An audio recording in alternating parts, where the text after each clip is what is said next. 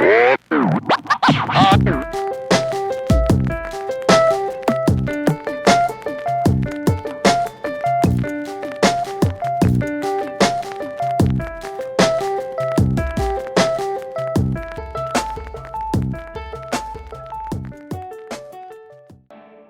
got a guitar store. It's kind of...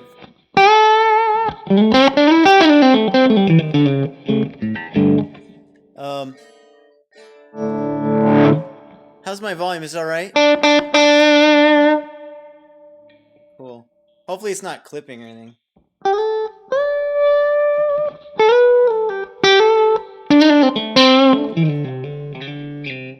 All right, cool, man. So we're going to talk about progressions. All right, so we've got 7 chords in a key, right? So we need to take that and sort of figure out like what kind of chord progressions we can do or how to come up with chord progressions. So we're going to start with this basically how to diagnose a chord progression. How do we know what key we're in, right? So let's start off by doing this kind of systematically. Let's do it in the key of G, just an easy place to start. All right, so let's say we got a G major chord. What key are we in? Yeah, we don't know. Could be G major. What else could it be?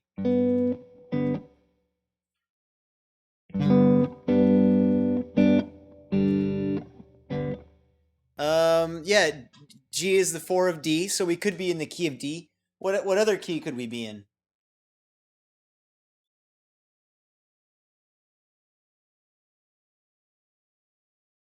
Yeah, we could be in C because G would be the 5 of C, right? So if we just look at a chord all on its own, we go, well, we could be in any of those keys, right? So let's go and give a little more context. Let's say we have a chord progression that goes between G and A.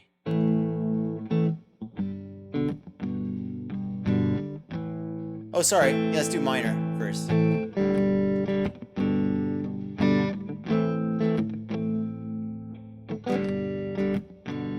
Right. So what key would be? Where are we in?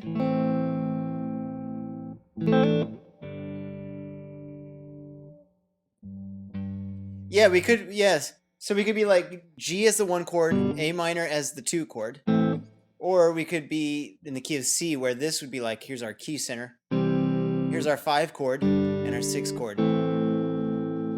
So yeah, we could be in the key of G or the key of C. Are there any other possibilities? No, these 2 chords together, like we got the G and the A minor, what key could it be in? Could be a 1 chord and a 2 chord, could be a 5 chord and a 6 chord. So then I asked if there was any other possibilities. In fact, there's not. It's got to be one of those. That's really what we're doing here is we're looking at chords and then trying to see what key they're in. If they don't fit together, then we've analyzed it incorrectly or it's changed key. But we're gonna just work from the assumption that they're in the same key for now. Those are in the same key. An A minor all on its own could be a 3 chord. Yeah, it'd be the 3 chord of F. But in that key, the G would be minor, and so our G would conflict with it. We're not talking about modulating or anything, or any kind of modal interchange. We're just looking at chords and figuring out what our possible keys we could be in. Basically, this is kind of later what we would do is we try to come up with chord progressions. But first, we're just trying to figure out how to even tell what a key center is. You know what I mean? So if we got that G major to A minor, then we can tell that we're either in the key of G or the key of C, right? Which is what we figured out. So let's look at the next, like what if we were, say, let's do this really easy at first. So what if we had a chord progression that went from A minor to B minor?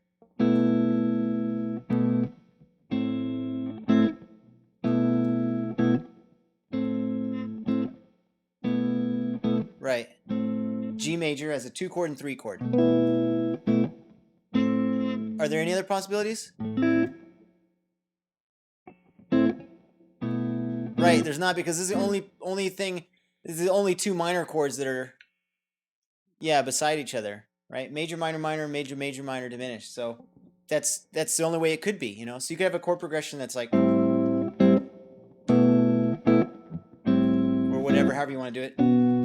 This might be kind of lame to do it this way because the voice kind of sucks. It's all parallel. This is a little better. So let's try the next one. We're going to have B minor to C major.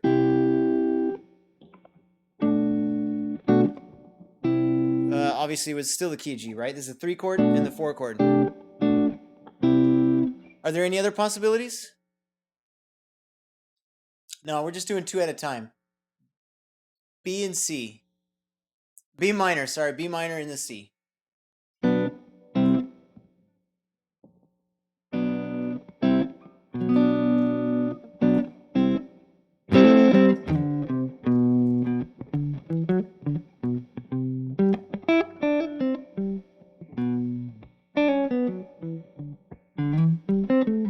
Yeah, there is no other one.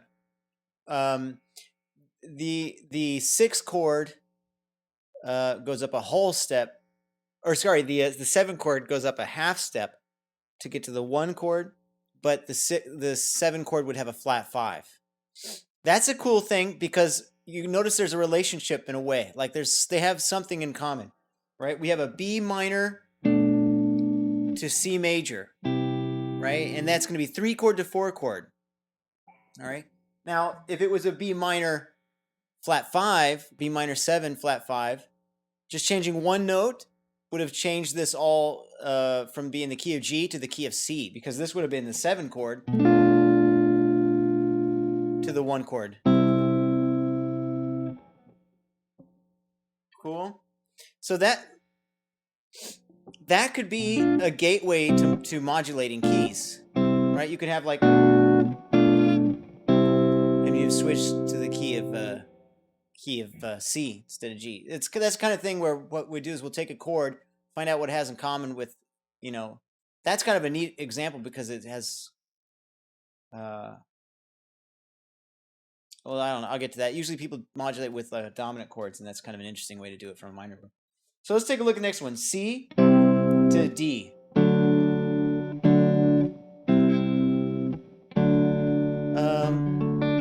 If you just had two major chords next to each other, like that, should be pretty telling what key you're in. What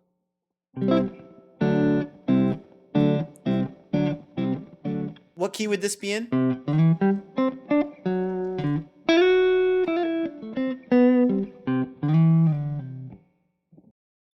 Yep, still G. Really all I'm doing is I'm just pairing up 2 chords that are next to each other and then seeing what key they're in. And in some cases, there's many possibilities, right? Like between the first one, where G to A minor, that could have been the 1 to the 2 or the 5 to 6 exactly. That's kind of interesting though, because like that's something we can pivot on later. Like we can do that, and without people knowing until after the A minor chord, they find out, oh, there was a key change in there, I didn't recognize it. You would know it if the 7 was in there, right? That makes things more explicit. But we're just doing major triads, which is underneath. There's a major triad in the 5 chord and the 1 chord and the 4 chord, right? So by going up a whole step and playing a minor chord from it, it shows you, oh, it's the 1 to 2 does that and the 5 to 6 does that. So basically, two major chords a whole step apart are a 4 and a 5 chord, and there's no other possibility there, provided you haven't changed key or somehow. But even that, it's like it's more like a gateway to changing key. So the next one, we have a D to E minor. That's, what keys could this be in?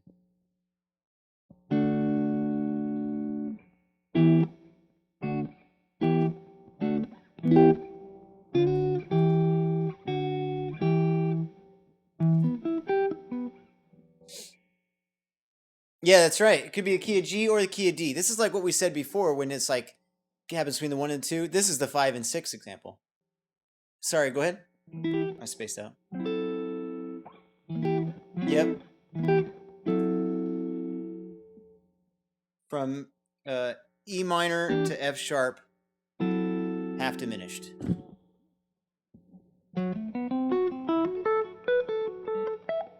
Yeah, there would only be one possibility because a half. Oh, you know what? Half diminished is with a 7, and we haven't talked about that yet. So we'll just talk about diminished. So, yeah, within the harmonized scale, this is actually a really interesting one. We just got a diminished triad, right? So we know that in the harmonized scale, the diminished triad is it's the triad that's in the half diminished chord, right? So this would be a 7th chord. So we have 7, 1, and that seems like our only possibility, right?